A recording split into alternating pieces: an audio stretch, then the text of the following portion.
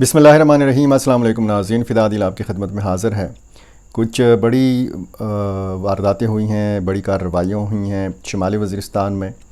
करक में इस वक्त जब मैं रात के इस पहर ये वीडियो रिकॉर्ड करवा रहा हूँ तो करक में एक ऑपरेशन चल रहा है और बताया गया है कि जिस इलाके में ये ऑपरेशन चल रहा है वहाँ के लोगों को कहा गया है कि आप घरों से बाहर ना निकलें। जब सुबह रोशनी आएगी फजर के बाद तो फिर यहाँ पे दोबारा से ऑपरेशन शुरू किया जाएगा। 17 मिलिटेंट्स के हवाले से बताया गया है कि मारे गए हैं।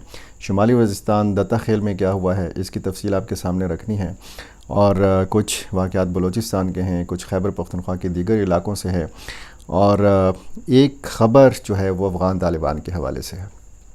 ये कोई नई ख़बर तो नहीं है लेकिन एक बार फिर अफ़गान तालिबान के हवाले से ये बताया गया है कि जनाब उन पर चारों अतराफ़ से घेरा जो है ये तंग किया गया है।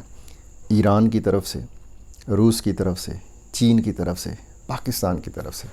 अब ये मामला सिर्फ़ पाकिस्तान का और अफ़गान तालिबान का नहीं रहा, यानी आप कह सकते हैं कि पाकिस्तान ने जो ख़ित्ते के बाकी ममालिक हैं इनको भी अपने साथ मिला लिया है और जो पाकिस्तान के कंसर्न्स हैं अफ़गान सरज़मीन को लेकर वही कंसर्न्स जो हैं ये बाकी ममालिक जो हैं ये भी शो कर रहे हैं। इसकी तफसील मैंने आपके सामने रखनी है लेकिन सबसे पहले मैं आपको करक का वाक़या इसलिए बताऊंगा कि ये ताज़ा तरीन वाक़या है और ये वाक़या जो है ये तहसील तख्त नसरती है। ज़िला करक आपको पता है जनूबी ज़िला है खैबर पख्तूनख्वा का और यहाँ थाना शाह सलीम की हदूद हैं दुरशा खेल ये इलाका है। यहाँ पे पुलिस और मिलिटेंट्स के माबैन एक मुकाबला हुआ है, तवील मुकाबला हुआ है, भारी हथियारों का इस्तेमाल किया गया है और ये बताया गया है कि जी इस झड़प में 17 मिलिटेंट्स मारे गए हैं।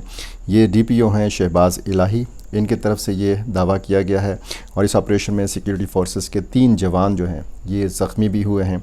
अच्छा, बहुत लंबे अरसे बाद हमें मुला नज़ीर ग्रुप का नाम जो है वो सुनने को मिल रहा है। मुला नज़ीर आपको पता है जनूबी वज़ीरिस्तान में एक मिलिटेंट कमांडर थे और ये प्रो गवर्नमेंट तस्वुर किए जाते थे। गुड तालिबान इनको कहा जाता था। गुड और बैड तालिबान की इस्तिलाह जो है आज भी इस्तेमाल होती है, आपको पता है। जो सरेंडर हो जाते हैं, जो फिर हुकूमत के साथ, रियासती इदारों के साथ किसी न किसी लेवल के ऊपर ताउन करते हैं तो उनको गुड तालिबान कहा जाता है। बहुत सारे इलाके ऐसे हैं कि वहाँ पे लोग ये कहते हैं कि गुड और बैड तालिबान की तखसीस जो है ये नहीं होनी चाहिए और सबके साथ यकसां सलूक होना चाहिए। लेकिन बड़े लंबे अरसे बाद हमें करक से अब मुला नज़ीर ग्रुप जो है इसका नाम दोबारा से हमें सुनने को मिल रहा है। ये बताया गया है कि ये जो इलाका है इसमें एक किस्म का आप कह सकते हैं कि कर्फ्यू नाफिज कर दिया गया है और बताया गया है कि सुबह के वक्त पूरे इलाके की सर्चिंग होगी। क्लियरेंस ऑपरेशन के बाद ऑपरेशन मुकम्मल करने का ऐलान किया जाएगा। दुरशा खेल और करीबी जो देहात हैं यहाँ पे बाकायदा तौर पर बताया गया है कि कर्फ्यू लगा दिया गया है और कल दिन 2 बजे तक घरों से ना निकलने की हिदायत की गई है। आपको पता है जो गुज़श्ता रोज़ की तारीख़ थी 26 सितंबर और 27 सितंबर के दिन 2 बजे तक ये कर्फ्यू जो है ये नाफिज किया गया है, यानी हफ्ते का दिन होगा। ये एक अजीब व गरीब किस्म की सूरत हाल करक के हवाले से इसलिए है कि करक एक ऐसा ज़िला तस्वुर किया जाता है खैबर पख्तूनख्वा का कि जहाँ पे बहुत ज़्यादा वाक़यात दहशत गर्दी के नहीं हुए। अब तख्त नसरती का इलाका बताया गया है। पहले इससे आप बांडा दाऊद शाह देखें, बहादुर खेल का इलाका देखें और बांडा दाऊद शाह से आप जब अमान कोट या टेरी की तरफ जाते हैं तो आगे ये रास्ता टल और शुमाली वज़ीरिस्तान की जानिब और कुरम की जानिब जाता है, हंगू की जानिब जाता है। तो ये बहुत हसास रास्ता है, बहुत हसास इलाका है और तख्त नसरती का जो इलाका बताया गया है यहाँ पे मिलिटेंट्स की मौजूदगी। अब ज़ाहिर है कि करक में एक तो शरह ख़वानगी के हवाले से, लिटरेसी रेट के हवाले से बताया जाता है कि बहुत ज़्यादा है।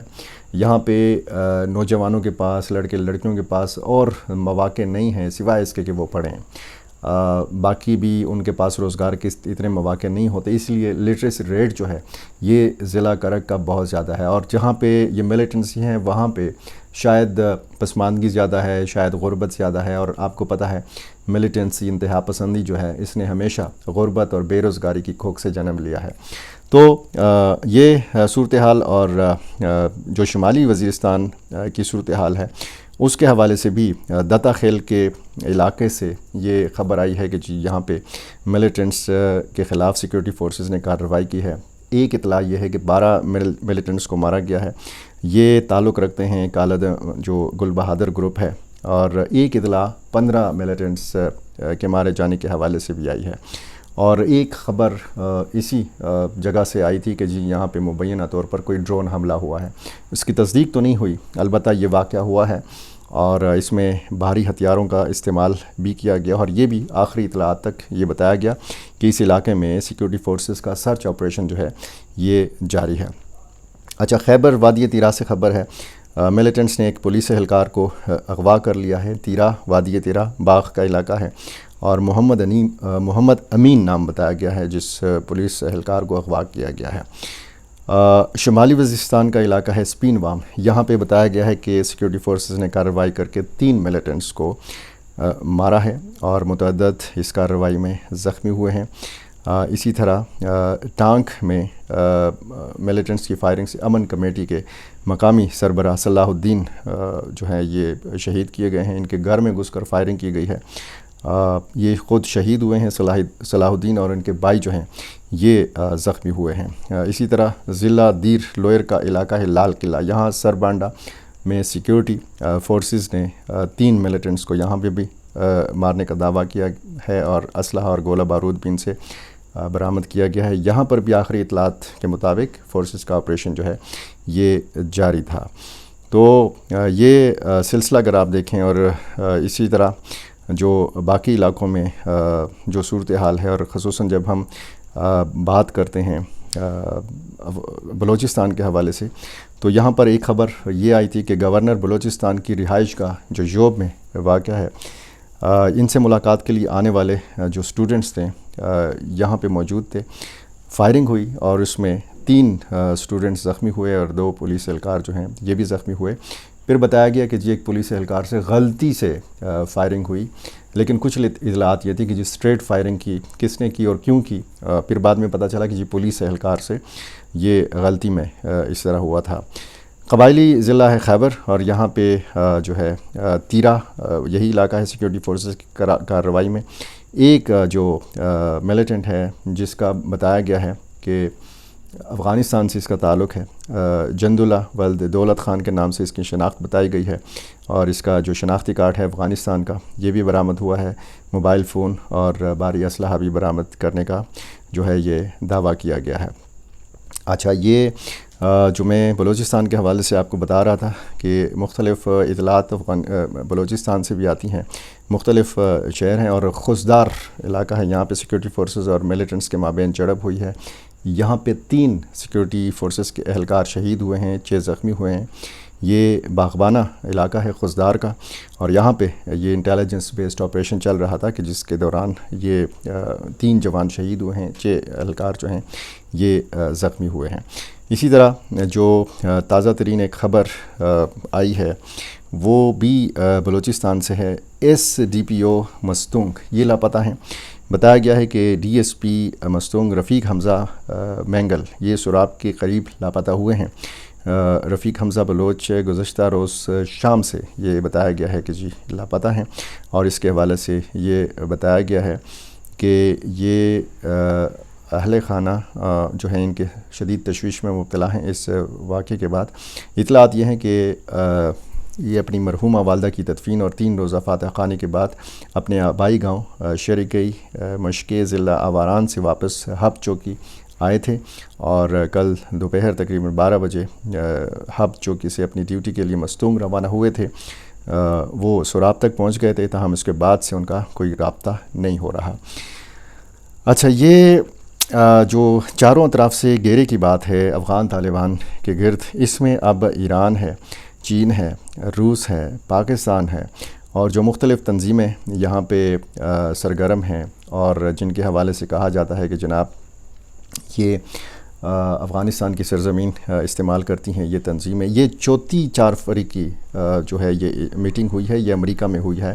آپ کو پتہ ہے امریکہ میں ملاقات بھی ہوئی وزیر اعظم محمد شہباز شریف کی اور field marshal army chief Syed Asim Munir کی امریکی صدر ڈونلڈ ٹرمپ سے.